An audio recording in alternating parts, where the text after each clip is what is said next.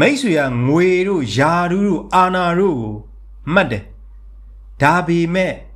မိတ်ဆွေရဲ့ရှေ့မှာငွေတို့ယာတို့အာနာတို့ကိုလိုအပ်ထက်မှတ်နေတဲ့သူတွေကိုတွေ့တဲ့အချိန်မှာမိတ်ဆွေကလိုအပ်ထက်ပို့ပြီးတော့တိုက်ခိုက်တယ်ပြောတယ်ဝေဖန်တယ်ရှုံချတယ်ငါတို့ကငွေမမှတ်ဘူးငါတို့ကယာတို့မမှတ်ဘူးငါတို့ကအာနာမမှတ်ဘူးဆိုပြီးတော့တခြားလူတွေကြားအောင်ပို့ပြောတယ်အဲ့လူတွေကပို့ကြောက်ဖို့ကောင်းတယ်အဲ့လူတွေရဲ့စိတ်ထဲမှာ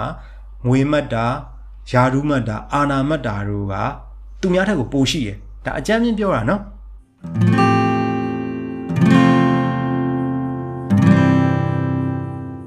်အဲ့တော့ stereotyping ကိုလူတဦးချင်းအလိုက်လူမျိုးအလိုက်ယဉ်ကျေးမှုအလိုက်ဘာသာအလိုက်နိုင်ငံအလိုက်သုံးသွားပြီဆိုရင်အင်မတန်မှကြောက်ဖို့ကောင်းတယ်အင်မတန်မှကိုကြောက်ဖို့ကောင်းတယ်အဲ့တော့ကျွန်တော်ရှေ့မှာထပ်ပြီးပြောပြမယ်အဲ့တော့ stereotyping ကဘာလို့ကြောက်ဖို့ကောင်းလဲဆိုတော့ stereotyping ဒီကျွန်တော်တို့ projection defense mechanism နဲ့တွဲပြီးတော့ဖြစ်တယ်အဲ့တော့ projection ကလည်းအရန်စိတ်ဝင်စားဖို့ကောင်းတယ်အဲ့တော့ projection နဲ့ပတ်သက်ပြီးတော့ကျွန်တော်ရဲ့ page မှာကျွန်တော်ကဟိုးလုံနဲ့တစ်နှစ်ကျော်နှစ်နှစ်လောက်ကကျွန်တော်ပြောပြပြီးပြီဒါပေမဲ့ဒီနေရာမှာကျွန်တော်ကဒီနှစ်ခုကိုတွဲပြီးတော့ပြောပြခြင်းလို့မိတ်ဆွေတို့ပြန်ပြီးတော့ပြောပြမယ်အဲ့တော့ projection ဒီသူကဘလို့ဖြစ်လာတယ်လဲဆိုတော့ဒါကမပြောရင်ကျွန်တော်ဥပမာလေးတစ်ခုအရင်ပြောမယ်ဗျာမိတ်ဆွေတို့ရုပ်ရှင်ကြည့်ဘူးတယ်ဒါမှမဟုတ်အိမ်မှာမိတ်ဆွေက laptop နဲ့ဖြစ်ဖြစ် projector နဲ့တွဲပြီးတော့ကျွန်တော်တို့ဒီပိတ်ကားပဲဖြစ်ဖြစ်နန်းရံမှာဖြစ်ဖြစ် projector ထိုးပြီးတော့မိတ်ဆွေကကြည့်ဘူးတယ်ဥပမာမိတ်ဆွေကဒါရုပ်ရှင်ကြည့်ရထားလိုက်ပါတော့မိတ်ဆွေရုပ်ရှင်ကြည့်ရဲ့အချိန်မှာပိတ်ကားပေါ်မှာဥပမာတရေကားပြရင်ကြောက်တယ်နော်အရှင်ကားပြရင်စိတ်တွေကလှုပ်ရှားလာတယ်ဝမ်းနဲ့စရာကောင်းတဲ့ဇာတ်လမ်းတွေပြရဲဆိုလို့ရှိရင်မိတ်ဆွေကဝမ်းနဲ့လာတယ်မိတ်ဆွေကြည့်နေရဒီမိတ်ဆွေကပိတ်ကားကိုကြည့်နေရအဲ့ပိတ်ကားပေါ်မှာအယုတ်တွေထင်လာအောင်နောက်ကနေပြီးတော့ projector နဲ့ထိုးပေးတယ်စက်ခန်းမှာရှိတဲ့ plan တွေကိုသွားကြည့်ရမဟုတ်ဒါပေမဲ့ဒီနေရာမှာမိတ်ဆွေကရုပ်ရှင်အခါ100ကြည့်လို့တစ်ခါတော့မှမတွေးဖြစ်တဲ့ဟာကျွန်တော်ပြောပြမယ်အဲ့ဒါဘာလဲဆိုတော့ပိတ်ကားပေါ်မှာပေါ်နေတဲ့ဟာဒီအမှန်တကယ်မဟုတ်ပိတ်ကားပေါ်မှာပေါ်တဲ့ဟာတွေဖြစ်လာဖို့အတွက်နောက်ွယ်ကနေပံပိုးနေတဲ့ဥစ္စာဒီစက်ခန်းထဲမှာရှိတဲ့ရုပ်ရှင်ရုံတွေရဲ့စက်ခန်းထဲမှာရှိတဲ့ film light တွေ projector တွေကသူတို့ကဒါမူရင်းစက်ခရင်ပေါ်မှာပေါ်နေတဲ့အယုတ်လေးတွေကသူတို့ကမိတ်တူအဲ့လိုမြင်ရမယ်ဒါပေမဲ့ဘယ်သူမှဒီစက်ခန်းကိစ္စကိုဘယ်သူမှရုပ်ရှင်ကြည့်နေတဲ့အချိန်မှာမတွေးဘူးအဲ့တော့ projection defense mechanism ကလည်းဒီသဘောတိုင်းပဲအဲ့တော့ပိတ်ကားကိုတခြားလူလူမြင်လိုက်ရုပ်ရှင်ပြဖို့ဒီစက်ခန်းကနေပြီးတော့ထိုးတဲ့ projector နဲ့ film light တွေကိုကျွန်တော်တို့လူမြင်လိုက်အဲ့ဒါဆိုရှင်းသွားပြီတကယ်တမ်းဖြစ်နေတာမိတ်ဆွေကဖြစ်နေတာတခြားလူကဖြစ်နေတာမဟုတ်အဲ့တော့မိတ်ဆွေဖြစ်နေတဲ့အရာတွေမကောင်းတဲ့စိတ်တွေလောဘစိတ်တွေဒေါသစိတ်တွေလိန်စိတ်တွေကောက်ကျစ်စိတ်တွေအကုန်လုံးကိုမိတ်ဆွေက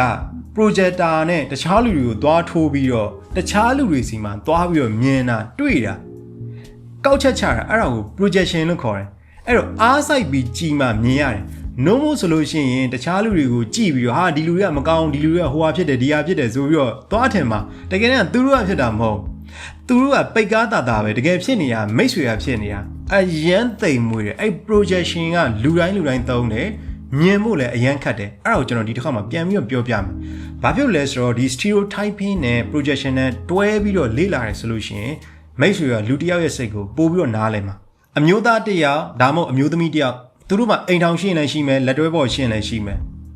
သူတို့ကတခြားမိန်းမတခြားယောက်ျားတစ်ယောက်ကိုစိတ်ဝင်စားနေတယ်ကိုယ့်ထက်ငယ်တဲ့လူတွေဖြစ်နိုင်တယ်ကြီးတဲ့လူတွေဖြစ်နိုင်တယ်စိတ်ထဲမှာသဘောကျနေဖောက်ပြန်တဲ့စိတ်ရှိတယ်ဆိုအတွေးသူကပေါ်နေတယ်ဆိုတော့စိတ်ထဲမှာဖောက်ပြန်နေရပေါ့နော်အပြင်မှာတော့တကယ်လူကောင်းတိုင်းပဲဒါပေမဲ့ကိုယ်စိတ်ထဲမှာဒီလိုဖောက်ပြန်တဲ့ဥစ္စာကိုယ့်ဘာသာကိုမလိုချင်ဘူးမကြိုက်ဘူးဘာဖြစ်လို့ဆိုတော့လူတွေကကြတော့သူတော်ကောင်းလည်းဖြစ်ချင်တယ်တကယ်တမ်းရုပ်မာနေရဒါပေမဲ့သူတော်ကောင်းမဖြစ်ရမှာကိုသေလောက်အောင်ကြောက်တယ်အဲ့တော့ဒီဟာကိုဘယ်လိုလုပ်လဲဆိုတော့ तू က project လုပ်တယ်ဘယ်သူစီကို project လုပ်လဲဆိုလို့ရှိရင်သူ့လက်တွဲပေါ်ဒါမှမဟုတ်သူ့ဘေးနာလူတွေကို project လုပ်တယ်အဲ့တော့သူ့ရဲ့လက်တွဲပေါ်ကိုဟာနင်းရဲ့ပုံစံမဟုတ်သေးဘူးနင်းဟိုကိုရီးယားမင်းသားကိုနင်းကြိုက်နေရလားမသိဘူးနင်းငါရဲ့တငယ်ချင်းနဲ့ဟိုနေ့ကစကားပြောတဲ့ပုံစံကနည်းနည်းလေးလူပြောစရာဖြစ်တယ်နော်ငါမျက်စိထဲမှာနည်းနည်း cross ဖြစ်တယ်တေချာပြောနင်းအဲ့တယောက်ကိုစိတ်ဝင်စားနေရလားအဲ့လိုမျိုးပေါ့နော်ရှင်ကျမတငယ်ချင်းဘသူနဲ့ဘယ်နေ့ကတွေ့တော့ကရှင်ရဲ့အမူအရာတွေကနည်းနည်းပုံနေတယ်လို့ပဲရှင်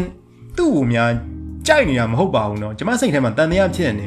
ေရှင်လိန်ဖို့မကြိုးစားနဲ့ရှင်လိန်နေဆိုလို့ရှိရင်ကျမသိပြီးသားအဲ့တော့ကိုယ့်ရဲ့လက်တွဲပေါ်ကိုတစ်ချိန်လုံးဖောက်ပြန်နေရလို့ထင်တာ တကယ်တမ်းကကိုယ့်ရဲ့လက်တွဲပေါ်ကဟိုးရင်တော့ဖောက်ပြန်ခဲ့တဲ့ကိစ္စတွေရှိရဆိုလို့ချင်းသူတွေးတာမှန်တယ်ဒါပေမဲ့အရင်တော့ကလည်းဒီလိုမျိုးဖောက်ပြန်တဲ့ကိစ္စမရှိဘူးအေးစစ်စစ်သူ့ဟာသူနေတာ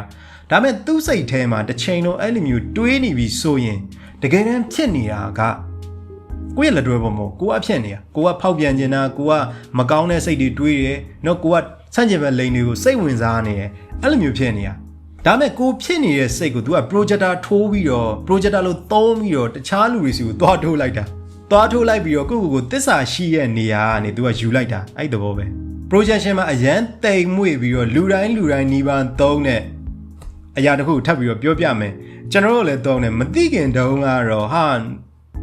တိတ်ပြီးတော့နားမလည်ဘူးပေါ့ဗျာဒါမဲ့ဒီဟာကိုနားလည်လိုက်တဲ့အချိန်မှာအော်အဲ့ဒီနေရာအဲ့ဒီအချိန်ကတော့ငါဒါတွေကိုသုံးခဲ့တာပါလားဆိုပြီးတော့ပြန်ပြီးတော့မြင်တယ်အဲ့ဒါဘာလဲဆိုတော့မိတ်ဆွေကလူတစ်ယောက်ကိုသဘောမကျဘူးလူတစ်ယောက်ကိုမုန်းနေအတလူကြီးကိုမုန်းနေတာအဲ့လူရဲ့ပြောပုံဆိုပုံသွားပုံလာပုံနေပုံထိုင်ပုံဝတ်ပုံစားပုံတွေကိုမျက်စိထဲမှာ cross ဖြစ်နေတကယ်တမ်းမိတ်ဆွေကတဲ့အဲ့ဒီလူကိုမုန်းနေတာမဟုတ် projection အရာဆိုလို့ရှိရင်မိတ်ဆွေကမိတ်ဆွေကိုမိတ်ဆွေမုန်းနေတာကိုကိုမုန်းနေတာဘာဖြစ်လို့ဆိုတော့မိတ်ဆွေစီမှာရှိတဲ့မိတ်ဆွေပြင်လို့မရတဲ့ပြောပုံဆိုပုံသွားပုံလာပုံနေပုံထိုင်ပုံတွေကိုတခြားလူတွေစီမှာတွေးတဲ့အချိန်မှာအဲ့လူကိုမိတ်ဆွေကမုန်းတယ်မိတ်ဆွေမှာရှိရဲ့မကောင်းတဲ့အကျင့်တစ်ခုကိုတခြားလူစီမှာမြင်တယ်ဆိုလို့ရှိရင်ပိုမုန်းတယ်ဆိုတဲ့သဘောမျိုးကိုပြောတာ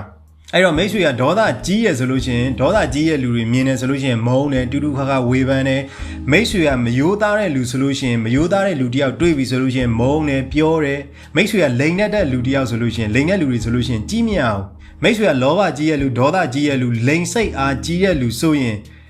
လောဘကြီးရဲ့လူဒေါသကြီးရဲ့လူလိန်စိတ်အားကြီးရဲ့လူတွေတွေ့တဲ့အချိန်မှာမိတ်ဆွေကသူများထက်ကိုပို့ပြီးတော့ပြောတယ်ဝေဖန်တယ်ရှုံချတယ်လူတွေထက်ပို့ပြီးတော့တိုက်ခိုက်တယ်မိတ်ဆွေကဖောက်ပြန်တယ်ယောက်ျားရှုပ်တယ်မိန်းမရှုပ်တယ် easily များခြင်းစိတ်ရှိရဆိုလို့ရှိရင်အပြင်မှာဖောက်ပြန်တဲ့လူ easily လူရထပ်ပို့ပြီးတော့လှုပ်တဲ့လူလင်ငယ်နေရာတို့မယငယ်နေရာတို့ဆိုလို့ရှိရင်လူရထပ်ပို့ပြီးတော့သွားပြီးတော့တိုက်ခိုက်တယ်တဲ့မိတ်ဆွေက LGBT တွေကိုစိတ်ဝင်စားတဲ့လူဆိုရင်မိတ်ဆွေက LGBT ကိုလူရထပ်ပို့ပြီးတော့တိုက်ခိုက်တယ်ရှုံချတယ်ဝေဖန်တယ်နော်အပြစ်တင်တယ်အဲ့လိုမျိုးတွေလုပ်တယ်တဲ့အဲ့တော့လူတစ်ယောက်က LGBT တွေနဲ့ပတ်သက်ပြီးတော့လူရထပ်ပို့ပြီးတော့ပြောနေပြီဆိုလို့ရှိရင်ဒါမိတ်ဆွေသတိထားရတော့မယ်အဲ့တော့မိတ်ဆွေကကြွားစိန်တစ်ယောက်ဖြစ်တယ်ဆိုလို့ရှိရင်တခြားလူတွေကမိတ်ဆွေရှိမှလာကြွားနေဆိုအဲ့လူကိုမိတ်ဆွေကကြီးမြောင်မိတ်ဆွေကဖျားတရားမလှုပ်ရှင်တဲ့လူဖျားတရားကိုသိပြီးတော့စိတ်မဝင်စားတဲ့လူဆိုရင်မိတ်ဆွေရဲ့ရှေ့မှာဖျားတရားမလှုပ်တဲ့လူဒီဘာသာတရားကိုတိုက်ခိုက်တဲ့လူကိုတွေ့ရဆိုလို့ရှိရင်မိတ်ဆွေကသူများထက်ကိုအဲ့လူတွေကိုပို့ပြီးတော့တိုက်ခိုက်တယ်ပို့ပြီးတော့ပြောတယ်မိတ်ဆွေကငွေတို့ယာဒူးတို့အာနာတို့ကိုမှတ်တယ်ဒါပေမဲ့မိတ်ဆွေရဲ့ရှေ့မှာငွေတို့ယာဒူးတို့အာနာတို့ကိုလိုအပ်ထက်မှတ်နေတဲ့သူတွေကိုတွေ့တဲ့အချိန်မှာမိတ်ဆွေကလိုအပ်ထက်ပို့ပြီးတော့တိုက်ခိုက်တယ်ပြောတယ်ဝေဖန်တယ်ရှုံချတယ်ငါတို့ကငွေမမှတ်ဘူးငါတို့ကယာဒူးမမှတ်ဘူးငါတို့ကအာနာမမှတ်ဘူးဆိုပြီးတော့တခြားလူတွေကြားအောင်ပို့ပြောတယ်အဲ့လူတွေကပို့ကြောက်ဖို့ကောင်းတယ်အဲ့လူတွေရဲ့စိတ်ထဲမှာငွေမှတ်တာယာဒူးမှတ်တာအာနာမှတ်တာတို့ကသူများထက်ကိုပိုရှိတယ်ဒါအကြမ်းမြင်ပြောတာနော်အဲ့တော့ကိုတိုင်ကမယိုးသားဘူးဒါပေမဲ့မယိုးသားတဲ့လူတွေနဲ့တွေ့ပြီဆိုလို့ရှိရင်သူများပြောတာတဲ့ तू က10စားလောက်ပြောတယ်မယိုးသားချင်းကိုဘလောက်မုန်းတဲ့အကြောင်းမယိုးသားတဲ့လူတွေကိုဘလူတွေလှုပ်ပစ်ချင်တယ်ဆိုတဲ့အကြောင်းကိုသူများထပ်ပြောတယ်